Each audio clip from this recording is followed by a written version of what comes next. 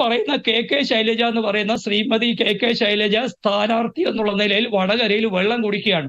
തോൽക്കാനാണ് വലിയ സാധ്യത തെളിഞ്ഞു വരുന്നത്. നമ്മുടെ മാധ്യമങ്ങളൊക്കെ നടത്തുന്ന സർവേയിലൊന്നും എനിക്ക് വലിയ വിശ്വാസമില്ല. എന്തുകൊണ്ടാണ് ചോദിച്ചു കഴിഞ്ഞാല്, ആദ്യമേ നിങ്ങൾ ചില കെ ശൈലജ ടീച്ചർ ആണെങ്കിൽ പിന്നെ അപ്പീലില്ല എന്നും മറ്റുള്ള ചില ഇതിന്റെ ഒരു ഒരു ഒരു ഒരു തരത്തിലുള്ള മുൻവിധിയുടെ പുറത്താണ് പലരും അങ്ങനെ തുടങ്ങുമല്ലോ. കഴിഞ്ഞ തവണ വടകര 2009 മുതൽ തോറ്റുകൊണ്ടിരിക്കുകയാണ് CPM. അതിന്റെ ചുരുക്കാണ് ഇതിന്റെയൊക്കെ അടിയിൽ കിടക്കുന്ന പ്രശ്നം. 2008 അതിനു മുമ്പ് വരെ കുത്തകയാക്കി വെച്ച ചന്ദ്രശേഖരൻ പുറത്തിറങ്ങിയ ദിവസം മുതൽ 2008 ചന്ദ്രശേഖരനും സംഘവും പുറത്തിറങ്ങുന്നത്. അന്ന് മുതൽ തോറ്റുകൊണ്ടിരിക്കുകയാണ്. ആരൊക്കെ പോയി മത്സരിച്ചിട്ടുണ്ട്. ഏറ്റവും ഒടുവിലാണ് കഴിഞ്ഞ തവണ വടകര വീണ്ടെടുക്കുക. മുഖ്യമന്ത്രിയുടെ ഓഫീസിലുള്ള ആളുകളാണ് അവിടെ ഇപ്പൊ തെരഞ്ഞെടുപ്പ് നിയന്ത്രിച്ചുകൊണ്ടിരിക്കുന്നത്. എനിക്ക് നേരിട്ട് അറിയാവുന്നതാണ്. എന്ത് വില കൊടുത്തും ഈ പറയുന്ന വടകര പിടിക്കുക എന്നുള്ളതാണ് അതിനുവേണ്ടി ഉപയോഗിക്കുന്ന. 2009 തോറ്റു, 2014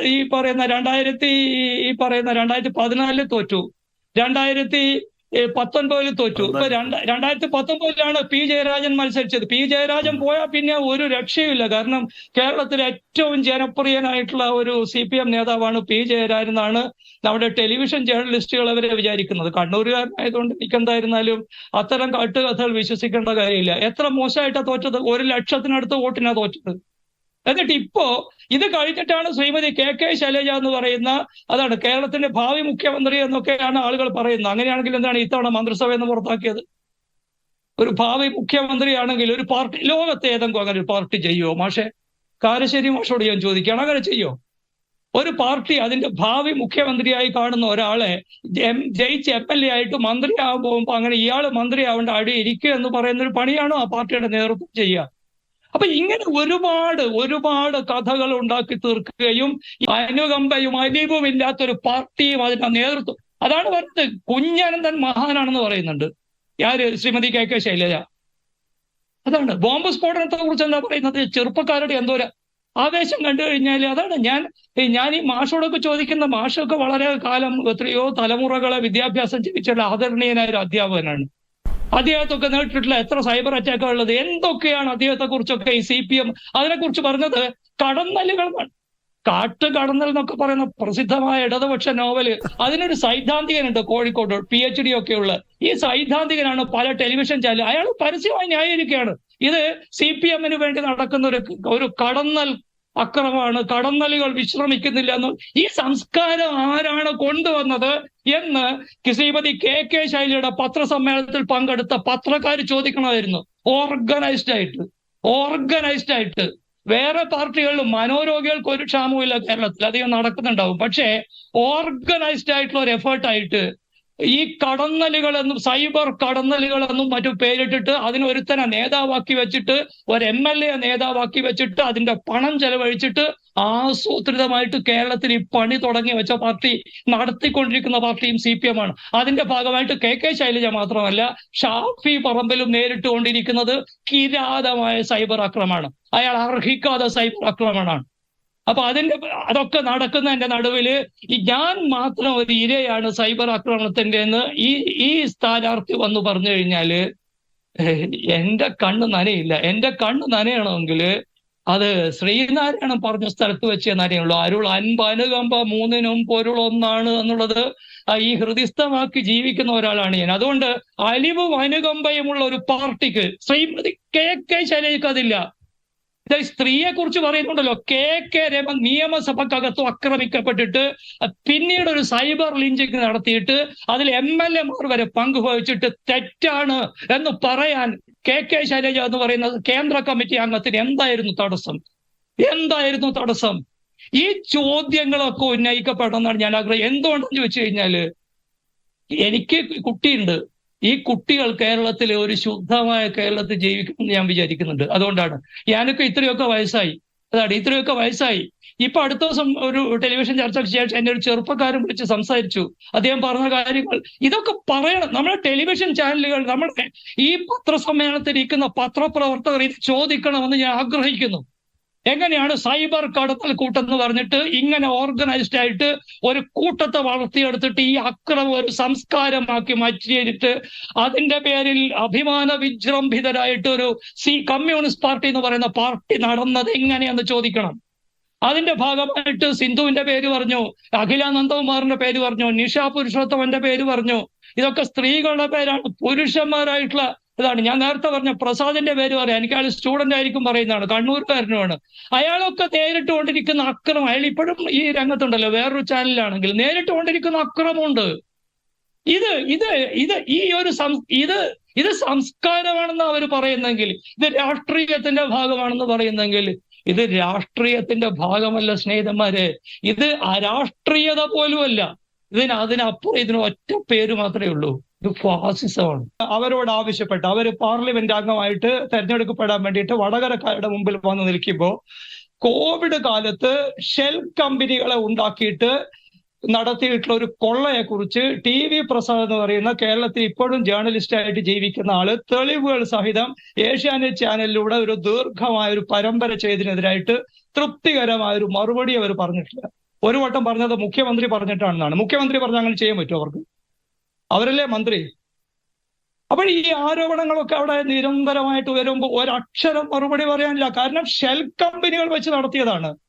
അവര് പറഞ്ഞ മറുപടി ഉണ്ട്. അതാണ് അവരെന്താ പറഞ്ഞ മറുപടി.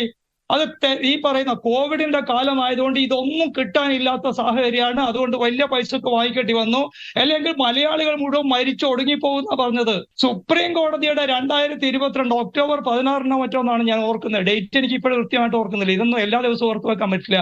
സുപ്രീം കോടതിയുടെ വിധി വന്നപ്പോഴാണ് കേരളത്തിൽ നിന്നാണ് ഏറ്റവും കൂടുതൽ മറച്ചുവെച്ച മരണസംഖ്യ ഈ പറയുന്ന നാഷണൽ രജിസ്റ്ററിലേക്ക് കൊടുത്തത്. ഇന്ത്യയിൽ ഇന്ത്യയിൽ എത്രാമത്തെ സംസ്ഥാനമാണ് കേരളം? എത്രാമത്തെ സംസ്ഥാനമാണ്?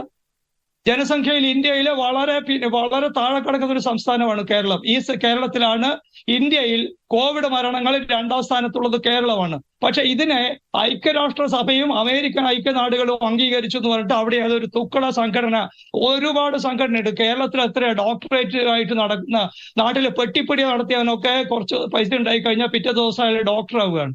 അങ്ങനെ നടക്കുന്ന ഒരു കേരളമാണിത്. അങ്ങനെയൊക്കെ ആളുണ്ട്, സ്ഥലമുണ്ട്, പൈസ ഉണ്ടാവണമെന്ന് മാത്രമേ ഉള്ളൂ. അപ്പോ എന്നിട്ട് ഇവർക്ക് ഈ പറയുന്ന ഈ കമന്റേഷൻ സർട്ടിഫിക്കറ്റ് വാങ്ങിച്ചു എന്നൊക്കെ പറഞ്ഞിട്ട് എത്ര പുകിലുണ്ടാക്കി. ഇന്ത്യയിൽ ഏറ്റവും കൂടുതൽ കോവിഡ് മരണങ്ങൾ ഉള്ളത് മഹാരാഷ്ട്രയിലാണെങ്കിൽ, മഹാരാഷ്ട്രയിൽ വളരെ എഫക്റ്റീവ് ആയിരുന്നു എന്ന് ഈ പറയുന്ന പിന്നീട് നടത്തുന്ന ഞാൻ കോവിഡിനെ വളരെ ആഴത്തിൽ അത് ഉണ്ടായ കാലം മുതൽ പഠിച്ചു നോക്കിയിട്ടുള്ള, വൈദ്യത്തിലുള്ള പഴയ താല്പര്യം വെച്ച് പഠിച്ചു നോക്കി എഴുതുകയും ചെയ്തിട്ടുള്ള ഒരാളാണ്. ഇന്ത്യയിൽ വളരെ സമർത്ഥമായിട്ട് കോവിഡിനെ നേരിട്ട ഒരു സംസ്ഥാനം മഹാരാഷ്ട്രയാണ്. തുടക്കത്തിൽ അവർ കേരളത്തിൽ നിന്നുള്ള സന്തോഷ് കുമാറിനെ പോലുള്ള ഡോക്ടർമാരുടെ പിന്തുണ വാങ്ങിച്ചിരുന്നു. അവരാണ് മരണത്തിൽ ഇന്ത്യയിൽ ഏറ്റവും കൂടുതൽ മരണം ഉണ്ടായത് അവിടെയാണെങ്കിൽ, 2ാമത് ഏറ്റവും കൂടുതൽ മരണം ഉണ്ടായത് കേരളത്തിലാണ്. ഈ മരണസംഖ്യ സുപ്രീം കോടതി ചെവിക്ക് പിടിക്കുന്ന ദിവസം വരെ മരണസംഖ്യ മറച്ചു വെച്ചത് എത്ര അധാർമികമാണ് നിങ്ങൾ ആലോചിച്ച് നോക്ക്. കോവിഡ് വന്നു വരും. അതാണ് ഞാൻ കാരശ്ശേരി മാഷ പോലുള്ള ആളുകളോട് പറയുന്നുണ്ട്. ഈ KK ശൈലജ ടീച്ചർ എന്ന് പറയുന്നത് മഹതിയാണെന്ന് പറയുന്നതിനും ഇത് ചെയ്തു കൂട്ടിയ കാര്യങ്ങളുടെ വസ്തുത കാണണം.